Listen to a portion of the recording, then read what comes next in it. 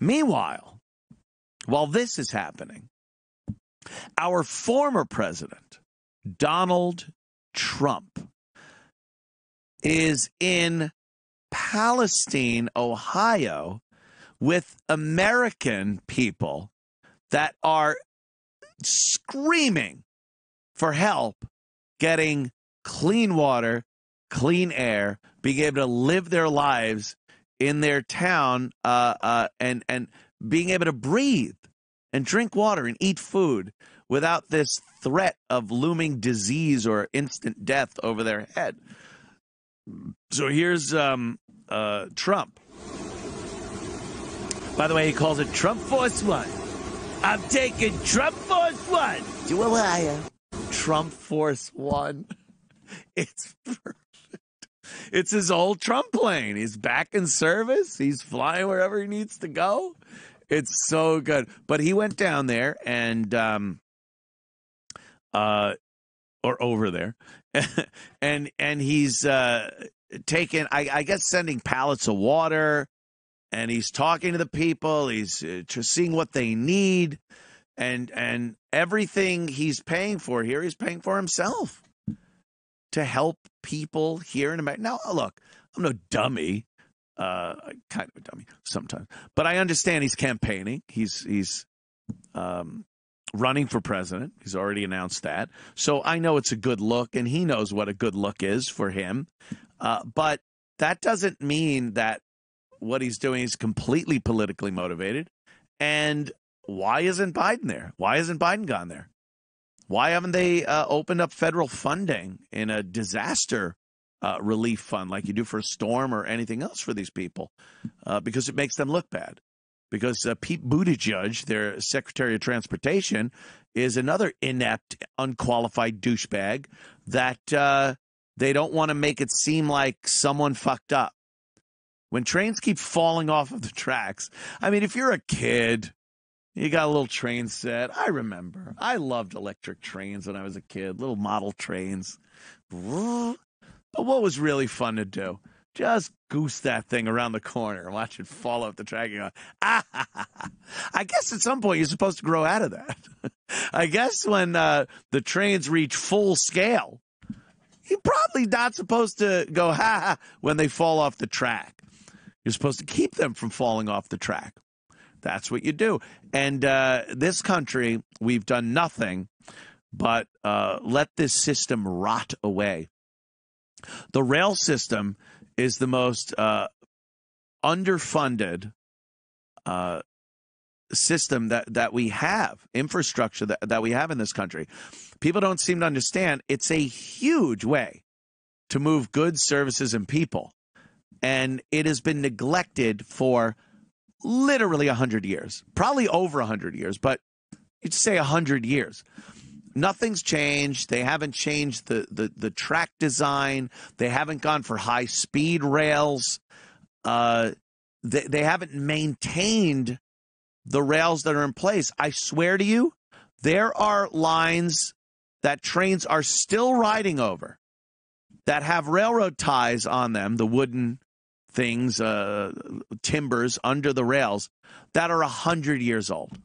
100-year-old pieces of wood are under those rails right now, on rails that are working on this system. How? How is that a thing? How is that still a thing? And, you know, another $500 million has just been promised to Ukraine to keep their infrastructure going, to keep them running. Not even like military stuff. They're talking about paying pensions, paying Ukrainian workers pensions with our tax money, boosting their infrastructures, their rail systems and highways, while ours are falling the fuck apart.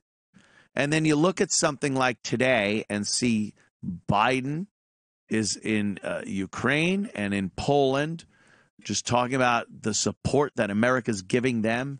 No matter what, we're going to be there. We're giving you money and infrastructure and support. And then you got your America First president, Trump, actually in a city that was devastated by a transportation disaster under this administration, under a Pete Buttigieg transportation secretary.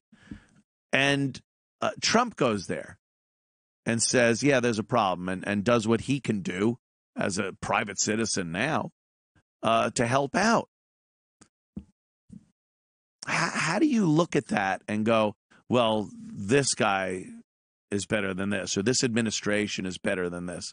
And I'm not rah-rah Trump all the time. Believe me, I've said enough shit about Trump that he's disappointed me greatly, and a lot of his supporters he's disappointed over the course of the years.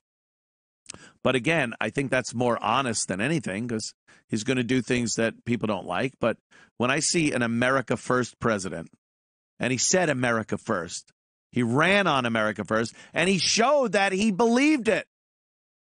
And then you got this Biden. They aren't even acknowledging there was a mushroom cloud of death hanging over Palestine, Ohio, and nothing, not a visit, not a we'll help you out. It had to be very clandestine. They kept it quiet. They didn't want people. This should have been a giant story. The media should have been just criticizing the shit out of this administration for not going over there and actually standing with the people and going, hey, we will make sure this is remedied and taken care of. But nothing. Trump goes. And then I was reading some shit. Some guy actually said, oh, Trump is sending pallets of water over there. You know, he bought his own water at a profit, and then he's sending it over there because he's making money on each bottle. It's like, do you really think Donald Trump needs to worry about how many pennies he makes on each bottle of water he's sending over? And I don't think he's making any money on the water. I got to be honest with you. But if there's going to be some kind of scam, I don't see Trump doing it with bottled water he's sending to people that have rainbow-colored poison flowing from their faucets. Yeah, but that's how people want to think. Open your eyes. Everything's right out there in front of you. Everything is. You're able to decipher it with the most minimal of deductive reasoning. But people just don't want to see it. They want to twist it around. Trump is in Ohio helping Americans that are affected by a rail disaster. Biden is in Ukraine giving our tax money to a war we have nothing to do with. End. Right there. You could stack whatever other things you want to say over that to try to bolster your opinion and legitimize what you're saying. But that's the bottom line. Because because that's what's happening. It's easy enough to see with your own eyes, hear in plain English. You don't have to get too in depth with it.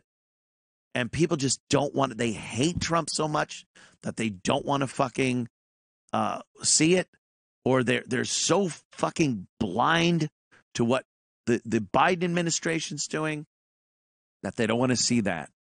It's easy. It's not a hard thing to see what's happening and use your own reasoning and honestly assess it, and then be honest with yourself and go, who's doing the better thing here for America? Who's doing the right thing for America? Not that hard. It's right there in front of you. If you're swung by what the news is saying, well, why are you listening to someone else's opinion? Why are you letting mainstream media or anyone try to decide for you what you should decide by what you just see and hear with your own fucking eyes and ears? But that's the world we live in. Sorry. We pick teams and we have to stick with them to the bitter end. Right till they're driving a stake through your heart. You'll just keep going, nope, I totally believe this, and this is exactly what should be done. Idiots.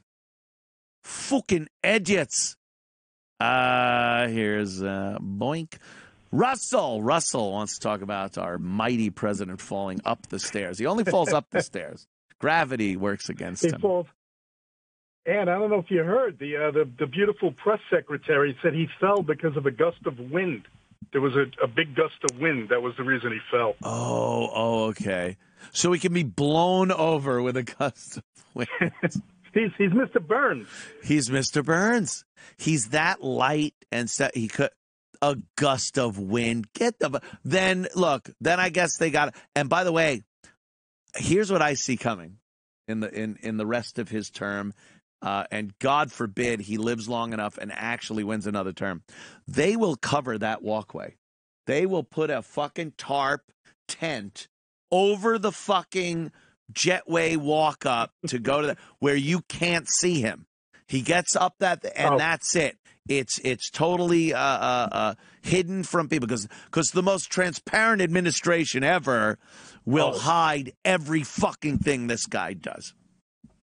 You know the 24 ticket. It's Biden Fetterman. Even if one of them dies, they're still going to run it the same ticket, and they'll fucking win. They'll end up winning. The Fetterman situation is so another blatantly obvious thing. They knew they lied to the American people. They lied and said this guy is totally fine. He has some problems communicating. So he knows, though, like in his mind, he knows what he wants to say. He hears you perfectly, but his speaking, he has it's a disability. And if you're against it, you're against disabled people. They pulled all this shit to get this guy elected. They lied to you. And now, before the guy's in office for fucking a few days, he's in the hospital with depression. That's horseshit, by the way. That is a great out for these people. Because you can't question it. It has no real tactile thing. It's vague. It's arbitrary. He's got depression. This guy is so mentally impaired by his strokes. God bless him. I mean, I feel horrible that he's had these physical ailments, and you wouldn't wish on anybody. But you don't fucking run him for office and put him through that kind of pressure, and then you spit him out the other end and go, well, he won. Well, fuck him. Throw him in a hospital. We'll figure it out. At least we won the seat.